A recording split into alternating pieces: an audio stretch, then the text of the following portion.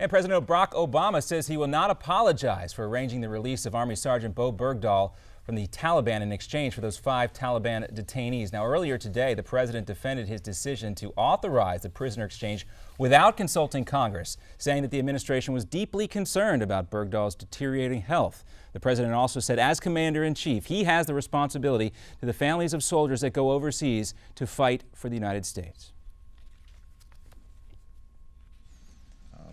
I make absolutely no apologies for making sure that we get back a young man to his parents, and that the American people understand that this is somebody's child, and that we don't condition whether or not we make the effort to try to get them back. Now, the exchange, of course, has caused a furor in the United States and has also dogged the president while he's been on his European trip this week. And Sergeant Bo Bergdahl may be out of Afghanistan, but there's still an American there pleading for help. The family of a pregnant American who went missing in Afghanistan in 2012 is asking the president now to step in.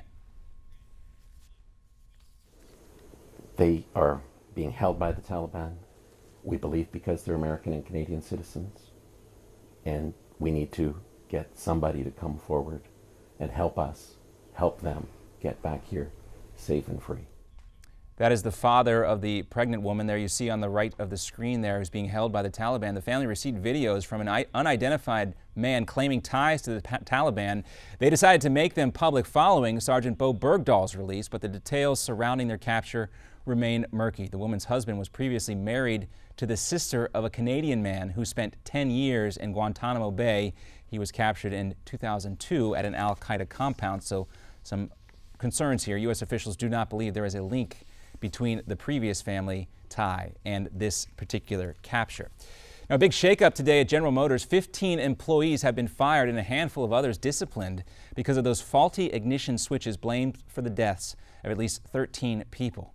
CEO Mary Barra told employees at a town hall-style meeting that an internal report had found incompetence and neglect, but no evidence of a covered-up. The automaker took more than a decade to recall as many as 2.6 million cars with bad ignitions that caused some cars to suddenly stall on the road. The company also announced the creation of a compensation fund for the victims and their families. JD?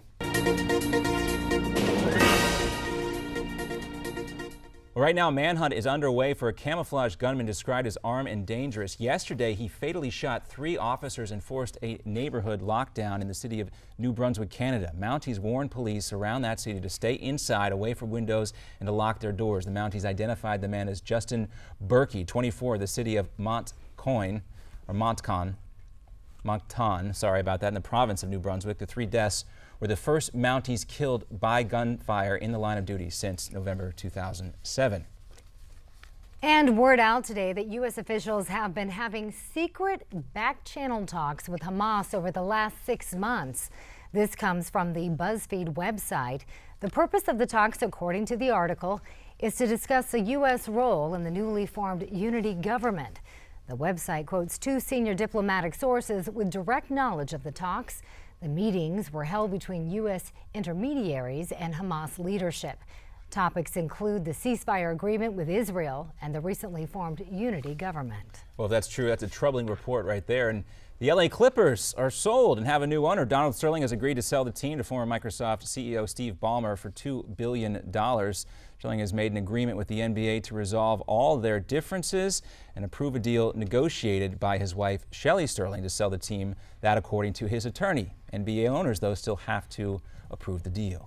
And from the LA Clippers to President Obama. Check him out. The president woke up in Belgium to find images of his morning workout splashed across papers and websites on 2 continents. Someone, apparently a fellow exerciser, captured the president's routine on a smartphone and gave the images to the Polish media.